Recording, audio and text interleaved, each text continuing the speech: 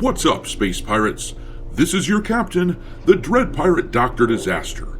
And what do you get when you cross the Marvel franchise with anime-style art in a free-to-play video game where the characters are permitted to look like they're supposed to? Totally and completely badass. Marvel Rivals is a new free-to-play game coming out in just a few days, and it is poised to do really, really well. Obviously, Marvel is one of the most popular IPs in the world, but the comics recently have struggled for a litany of reasons, not the least of which being because they have gone out of their way to make the characters uglier than hell. And it's also because the people working at Marvel are obsessed with pushing political shit into their games and movies and comics. Take this infamous panel here. This is just a progressive wall of text where they shit on men and prop up feminism as if that is what people care about. And the movies have been filling with this nonsense as well, like the stench of a fart seeping in. What is it? What do you smell? Feminism. But Marvel Rivals appears to be a breath of fresh air after all the toxic feminist crap that we have had to put up with in the past several years. It was made by Chinese developer NetEase, and just like with Black Myth Wukong, these are people who are simply not captured by the woke corporate crap that infects the companies in the West. For that reason, the game simply looks like a good time that has the potential to resonate with gamers. I have come here to chew bubblegum and kick ass, and I'm all out of bubblegum. If the reception to the launch trailer is any indication, this game is going to do really well. After all, Marvel fans are starved for decent representations of the characters they love, and gamers are fairly starved for video games that aren't infected with progressive shit. Imagine being given a choice between playing as this embodiment of gender ideological shit from Dragon Age the Veilguard or playing as this from Marvel Rivals. It isn't a choice at all, just on the face of it. Based on purely the aesthetics without any other context, 99% of players are going to choose the attractive Black Widow unless they're just contrarians. Once again, the Eastern developers have to show the folks in the West how it's done. Lady, I'm afraid I'm going to have to ask you to leave the store.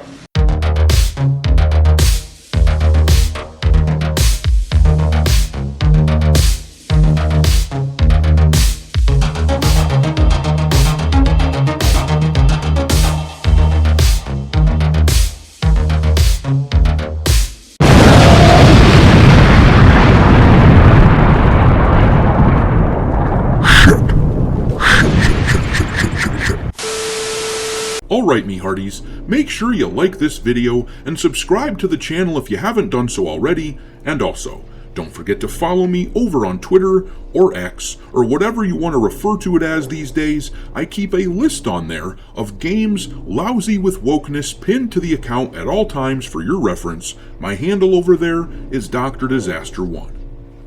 But anyhow, let's talk about Marvel Rivals, which is decidedly not on the shit list of woke crap.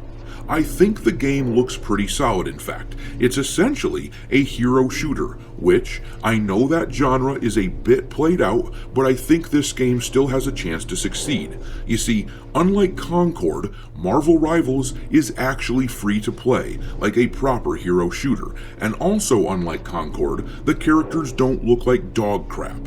They've taken beloved characters from the Marvel Universe and presented them in a way that is appealing as hell.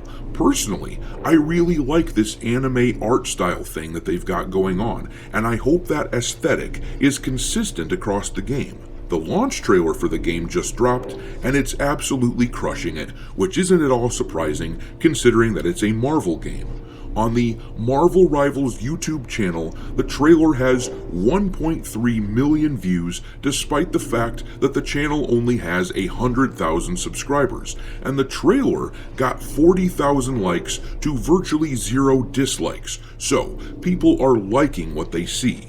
And then the same trailer was released on the official Marvel YouTube channel, and that one adds another 600,000 views. That's damn near 2 million views in 2 days between the two videos. So yeah, I think this has some real legs. You may remember that the game had an open beta a few months back, which they capped the number of people who could play it because they were getting inundated with folks who wanted to download that thing.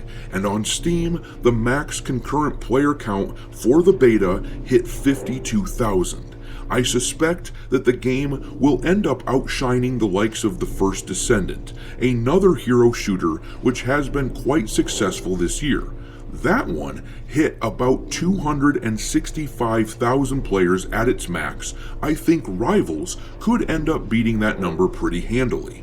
But the thing is, it really has to be pointed out that there is a connection between these games that are coming out of the East and absolutely showing up what we're seeing from the West. These Eastern devs are largely not infiltrated by these screeching harpies that infest the HR departments of the corporations in the West. Therefore, Eastern games aren't afraid to let female characters look like actual women, which is what we see in The First Descendant, which came from a Korean developer and was pretty successful.